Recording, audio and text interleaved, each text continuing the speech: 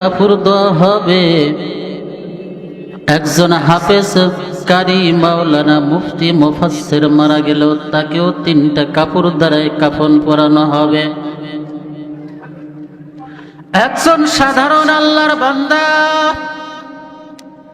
একজন সাধারণ আল্লাহর বান্দা দুনিয়ার বুক থেকে বিদায় নেওয়ার পর ওই আল্লাহর বান্দাকে যেই কবরের ভিতরে দাফন করানো হবে, যেই মাটির কবরে দাফন করা হবে, একজন হাফেজ সাহেব, কারি সাহেব, মাওলানা, মুফতি, মুফাসসির যেই মারা যাক না কেন, ওকেও ওই কবরের ভিতরে দাফন করা হবে।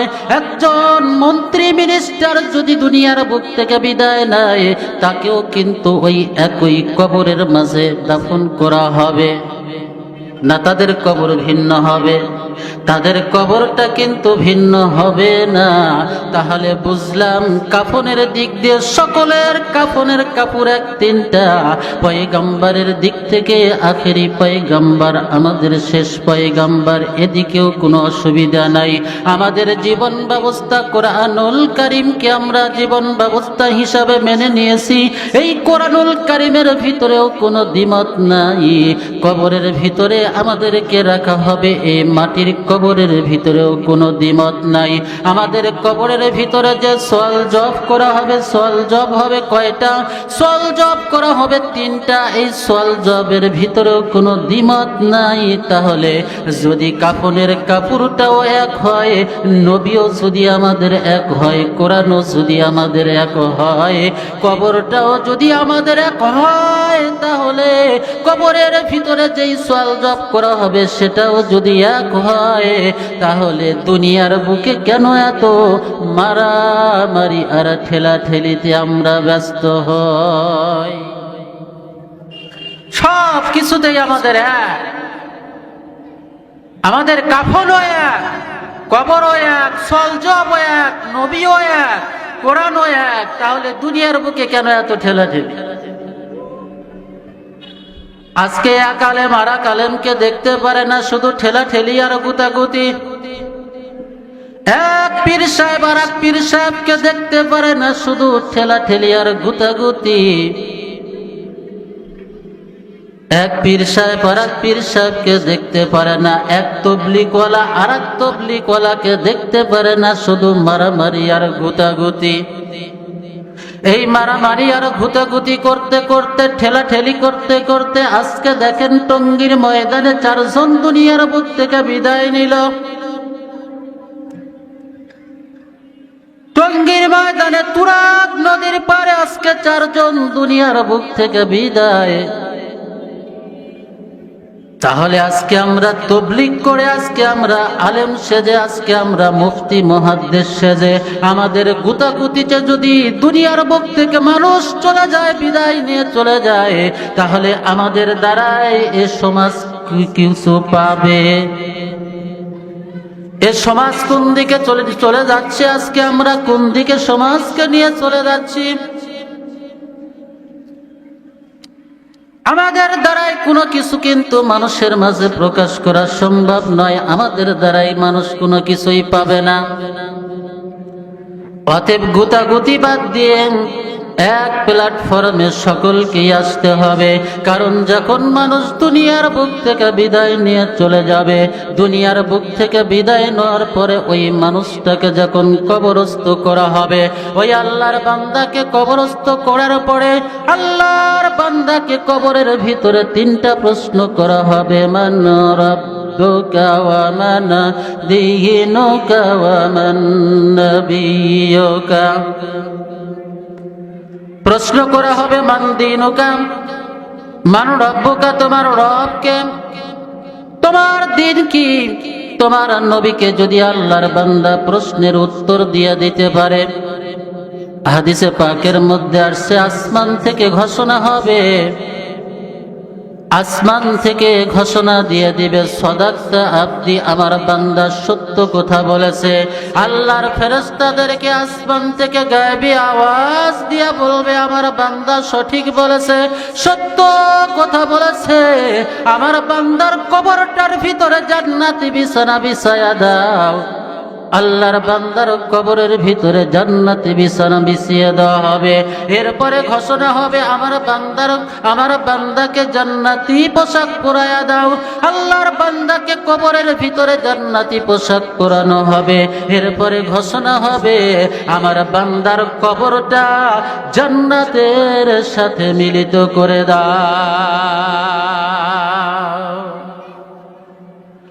আল্লাহর বান্দার কবরটা জান্নাতের সাথে লাইন করে দেওয়া হবে। প্রকান্তরে যারা দুনিয়ার বুক থেকে বেঈমান মারা যাবে, জান্নাতের সাথে যখন আল্লাহর বান্দার কবরটাকে লাইন করে দেওয়া হবে, আল্লাহর বান্দা কবরের মধ্যে চিন্তা করবে, এটাই হয়তো আমার জন্য জান্নাত, এটাই হয়তো আমার জন্য জান্নাত। আল্লাহর ফেরেশতারা ঘোষণা করে দিবে, না না আল্লাহর বান্দা, এটা তোমার জন্য জান্নাত নয়। কিয়ামতের ময়দান কঠিন মাহশরের দিন কায়েম হবে, এরপরে হিসাব নিকাশ হবে, এরপরে তোমাকে জান্নাতে প্রবেশ করানো হবে। আল্লাহর বান্দা কবরের মাঝে বসে বসে আল্লাহর কাছে দোয়া করতে থাকবে, রব্বুল আলামিন তাড়াতাড়ি তুমি কিয়ামত ঘটায়া দাও, তোমার ওই জান্নাত নামক নিয়ামত পাবার জন্য আমি আগ্রহ হয়ে বসে আছি। তাড়াতাড়ি কিয়ামত ঘটাও, তোমার জান্নাতের মধ্যে আমি প্রবেশ করব। প্রক্ষান্তরে গুনাহগার বান্দাকে যখন কবরের ভিতরে রাখা হবে, তিনটা প্রশ্নের উত্তর দিতে পারবে না। আসমান থেকে গায়েবী আওয়াজ চলে আসবে, আল্লাহর বান্দা মিথ্যা কথা বলেছে। আল্লাহর বান্দার কবরটার ভিতরে জাহান্নামের বিছানা বিছিয়ে দাও, আল্লাহর বান্দাকে জাহান্নামের পোশাক পরায়া দাও। কবর কিন্তু অত্যন্ত ভয়াবহ জায়গা বাবা, কবর অত্যন্ত ভয়াবহ জায়গা। আমার আপনার মায়ার নবী, রহমতের নবী বলেন, কবর এমন ভয়াবহ জায়গা, এমন ভয়াবহ জায়গা, কবরের ভিতরে এমন চাপ মারবে কবরের ভিতরে যদি আমরা তিনটা প্রশ্নের উত্তর দিতে না পারি, কবর এমন চাপ মারবে যে ডান হাতের আঙ্গুলগুলি বাম হাতের ভিতরে ঢুকালে যেমনি হয়, ওই কবরের ভিতরে মানুষ কেমনি ভাবে চাপ মারা হবে। কবর কিন্তু অত্যন্ত ভয়াবহ জায়গা রে বাবা।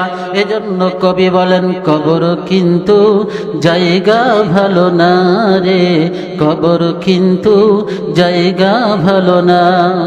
6 দিন পরে নখ খসে যাবে, 9 দিন পরে চুল। কবর গৃহের সামান নিতে কইর না কেউ ভুল, কবর জায়গা ভালো না, কবর জায়গা ভালো না। আমল দিয়ে কবর গৃহ সাজিয়ে নিতে হয়, কবর জায়গা ভালো না।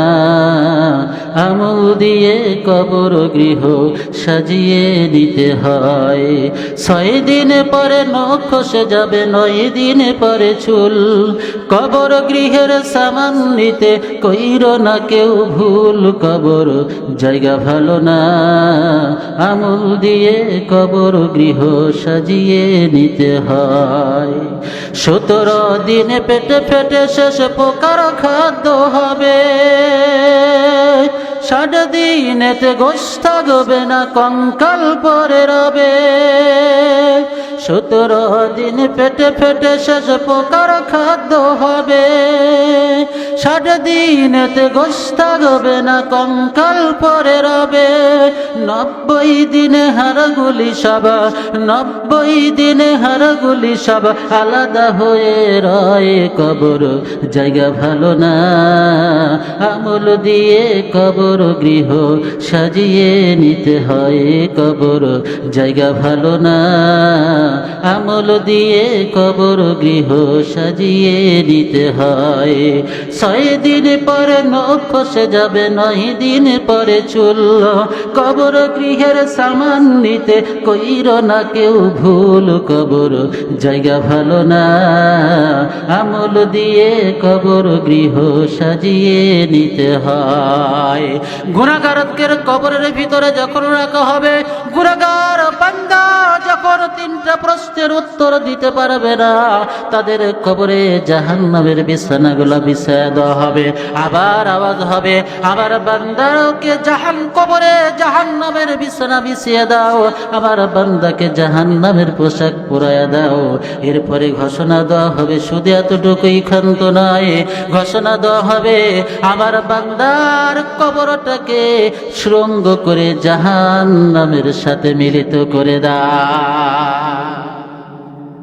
আল্লাহর বান্দা যখন কবরের ভিতরে জাহান্নামের বিছানা বিছানা হবে, যারা জান্নাতে চলে যাবে জান্নাতীরা জাহান্নামীদেরকে দেখতে পারবে, আবার যারা জাহান্নামে যাবে জাহান্নামীরা জান্নাতীদেরকে দেখতে পাবে।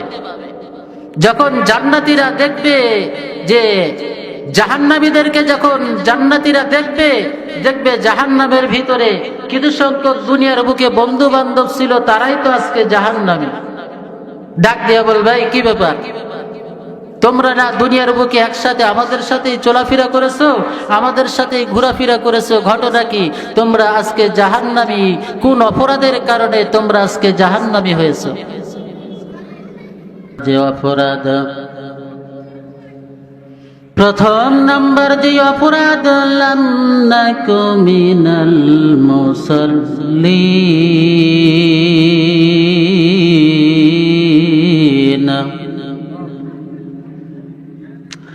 জাহান্নামীরা ডাক দিয়া বলবে, দুনিয়ার বুকে আমরা নামাজি ছিলাম না, দুনিয়ার বুকে নামাজ আদায় করি নাই। মসজিদের ভিতরে মুয়াজ্জিন সাহেব আযান দিয়েছে, আযান শুনে তোমরা নামাজের দিকে গিয়েছো, দুনিয়ার বুকে আমরা আযান শুনে নামাজের দিকে যাই নাই। আমরা যারা নামাজ আদায় করি, নামাজ যারা আমরা পড়ি, নামাজ পড়তে গিয়ে প্রথম অবস্থায় নামাজের ভিতরে দাঁড়ালাম, নামাজে দাঁড়ানোর পরে যখন হাতটা উপর দিকে উঠাইলাম, হাতটা উপর দিকে কেন উঠাতে হয়, হাতটা উপরে কেন উঠাই, এর সারমর্ম কি আর গুরুত্ব কি, এটা কি আমরা বুঝি? এটা তো আমরা বুঝি না। শুধু নামাজই পড়ি কিন্তু বুঝি না। সংক্ষেপে বলতেছি, যখন দুই দেশের সৈন্য যখন যুদ্ধ লেগে যায়, যুদ্ধ লাগার পরে যেই দেশের সৈন্য পরাজয় বরণ করে, তারা জীবন রক্ষার্থে কি করে, হাত উঁচু করে যে আমরা যা করেছি ভুল করেছি, তোমাদের সাথে জিহাদ করে পারি নাই, যুদ্ধ করে পারি নাই, আমরা স্যালেন্ডার করে দিলাম, তোমরা আর আমাদেরকে মেরো না। আমরা ঠিক তদ্রূপ যখন নামাজের ভিতরে দাঁড়িয়ে যাই, নামাজে দাঁড়ানোর পরে যখন হাতটা উঁচু করি, কান পর্যন্ত হাতটা উঠাই, হাতটা উঠানোর পরে আমাদের নজরটা থাকবে আমাদের সেজদার জায়গার ভিতরে, কারণ আমাদের সামনে আমাদের মালিক, আমাদের মহান প্রভু, আমাদের স্রষ্টা দাঁড়িয়ে আছে, আমাদের পিছনে আজরাইল দাঁড়িয়ে আছে, আমাদের ডান পাশে জান্নাত, আমাদের বাম পাশে জাহান্নাম। হাতটা উঁচু করব আর মনে মনে নিয়ত করব, আমাদের সামনে আমাদের আল্লাহ, পিছনে আমাদের আজরাইল। আমাদের ইবাদতটা যদি ঠিক হয়, তাহলে আমাদের ডান পাশে জান্নাত, বাম পাশে জাহান্নাম। এবার হাতটা উঁচু করে আল্লাহ পাকের দরবারে নিয়ত করব, রব্বুল আলামিন, জীবনে যত গুনাহ করেছি রে আল্লাহ, এই গুনার খবর যদিও দুনিয়ার কোনো মানুষ না জানে, কিন্তু তুমি আল্লাহ তো জানো। রব্বুল আলামিন, জীবনে কত শিরকি গুনাহ করলাম, কত কবিরা গুনাহ করলাম, কত সুদের গুনাহ করেছি, কত ঘুষের গুনাহ করেছি, কত জিনা ব্যভিচারে লিপ্ত হয়েছি। দুনিয়ার কোনো মানুষ যদিও না জানে আল্লাহ, তুমি তো জানো। তোমাকে একমাত্র আল্লাহ স্বীকার করলাম। আজকে তোমার কাছে সব গুনাহ থেকে নিজেকে সারেন্ডার করে দিয়ে কান ধরে আজকে তোমার কাছে তওবা করলাম আর স্বীকার করলাম। আল্লাহু আকবার। আল্লাহ তুমি বড়, তুমি বড়, তোমার চাইতে বড় আর কেউ নাই গো আল্লাহ। এটা স্বীকার করে আমরা নিয়ত করে নিলাম।